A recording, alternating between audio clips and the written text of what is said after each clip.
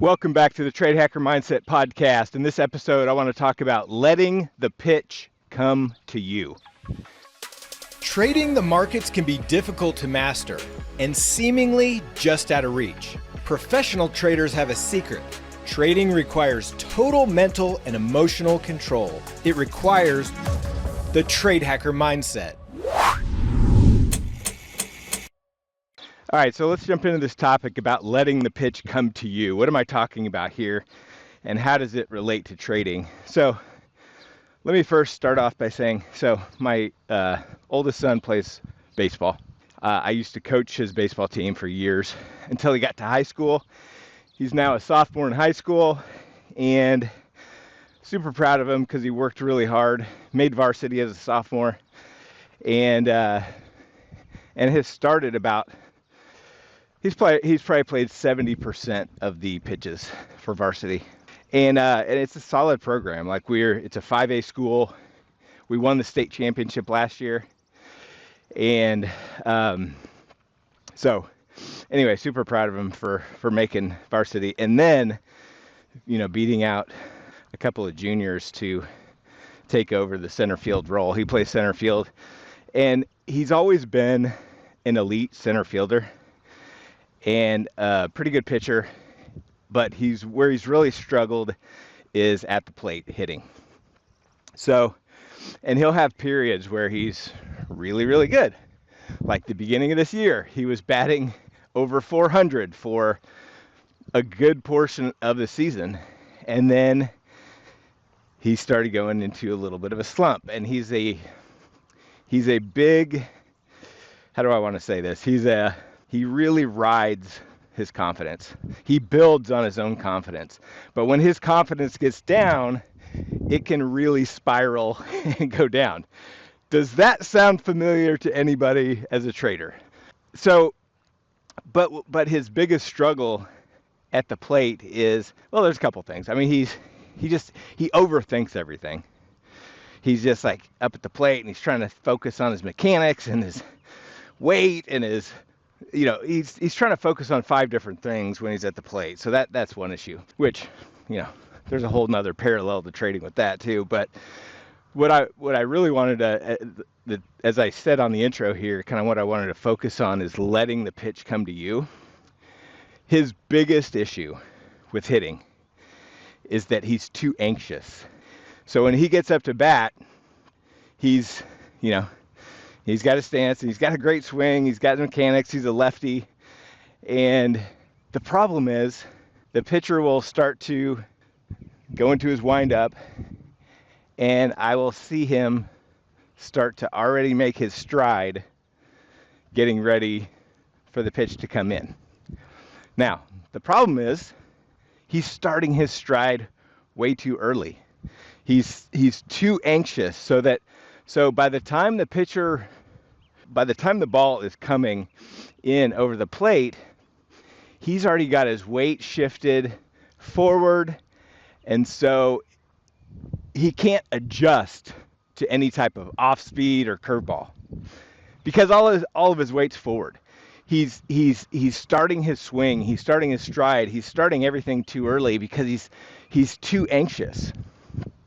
And so what happens is it's, not a favorable outcome. When he keeps his weight back, when he lets the pitch come to him, that's when he shines as a hitter. That's when he can, continue to have consistent contact, base hits. And he's not a home run hitter. He's a small, fast kid. And but he's, base hits, singles and doubles all day long. He should be able to hit singles and doubles all day long. Drive line drives into the outfield, just over the infielders' heads, let it, drop right in front of the outfielders. That's his game. Hit the ball, make contact, get on base, steal bases, score runs. That's his game. He's a small ball player. So the point is, his issue with hitting is he's too anxious. He doesn't let the pitch come to him, and it causes, and all of these other issues that take him into a batting slump is all from that one little thing. And so we kept and I didn't really recognize that at first. And so we were working on all different kinds of things and his mechanics and shortening his bat path and making sure his bat was in the zone longer and all these different things. But what we realized and what it all came down to was that he was just simply starting his stride too early. And so what we had him do is we really focused over and over, and I said you have to commit to this, because when he commits to something, he'll do it. And so I was like, you got to commit. Like a couple of years ago, not to get too off track here, but a couple of years ago, he had an issue of looking at pitches go by, right? And especially like the most frustrating part is watching a third strike go by, right? So he did that. He did that for like the first 2 games of the year. He did it like 2 or 3 times.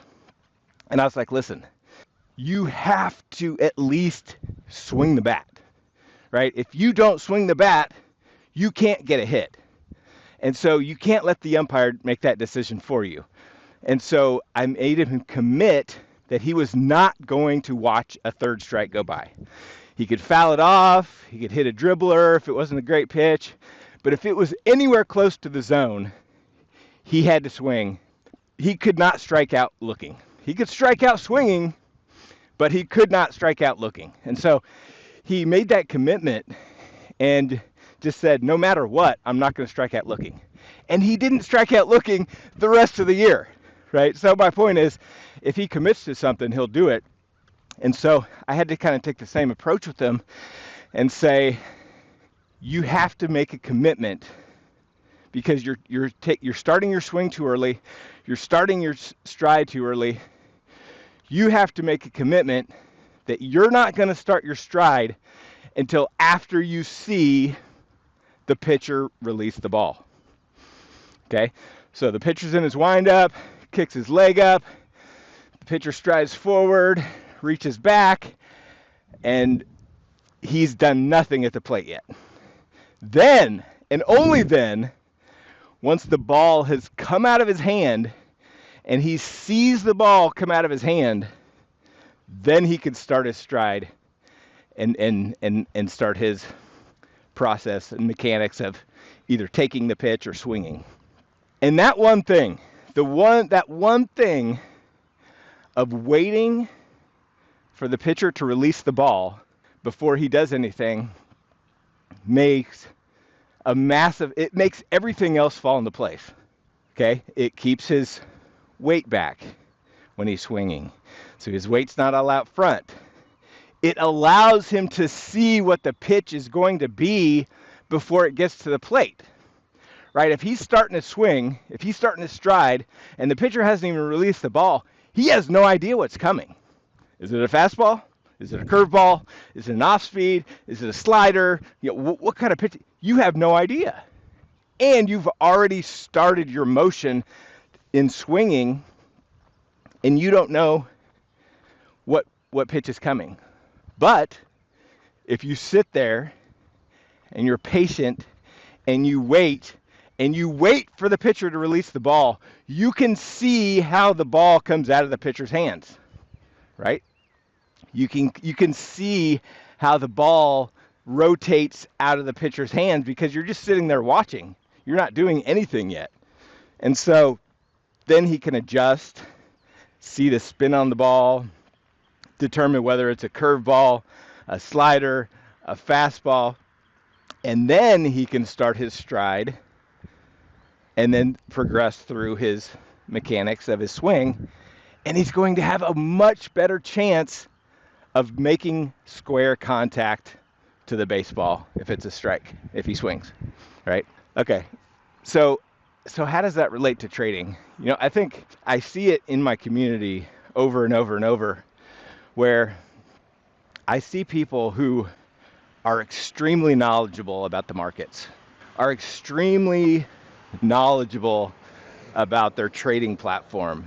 They're extremely knowledgeable. They can tell you step by step the rules of the strategy or the system that they're trading. They can do all that. So if they can do all that, if they have all that knowledge, if they know exactly what they're supposed to do, but they're not getting the results that they want, a lot of times it comes down to one little thing.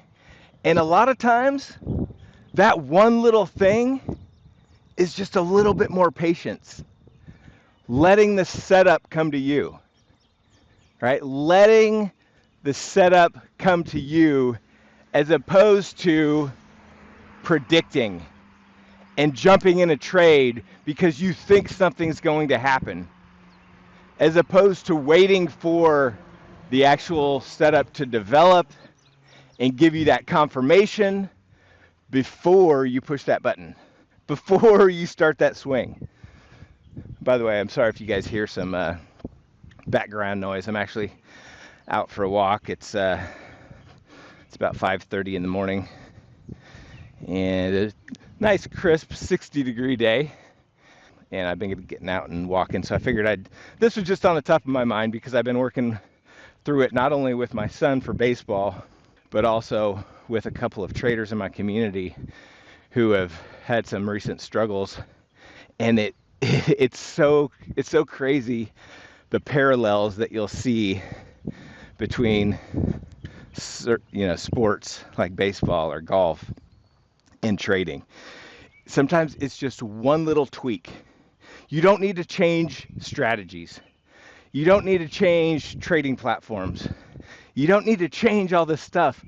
All you have to do is find that one little tweak. That one little tweak, and everything else will kind of fall into play. And then what happens, and this would happen with my son as well, what happens is you do that one little tweak, and then you get a hit. And you're like, huh, okay, that felt good. I felt comfortable. I saw the ball better than I've been seeing it. And then what happens from there is that builds confidence. Then you get another hit. Then you get another hit. And when you keep stacking base hits, now all of a sudden you're scoring runs. And the same thing is true in trading, you know? I mean, this obviously the name of this podcast is the Trade Hacker Mindset. The mental side, the mindset part of trading is one of the biggest things. And confidence is a part of that. If you get on a roll of confidence and stacking base hit trades, maybe nothing crazy, no home runs, but you continue to stack base hits, at the end of the month, you look at your P&L and you're like, wow, that's all I had to do? Is that it? You know, you're trying to do all these big, massive changes to your trading, and really what it came down to was one little thing. And maybe that one little thing is patience. Maybe that one little thing is waiting for your pitch to come to you. So that's my message for the day. Hope that helps somebody out there. If you guys have any questions, as always, drop me a line in the community or come to NavigationTrading.com and you can find my contact information there. All right, all. Take care. Have a good one.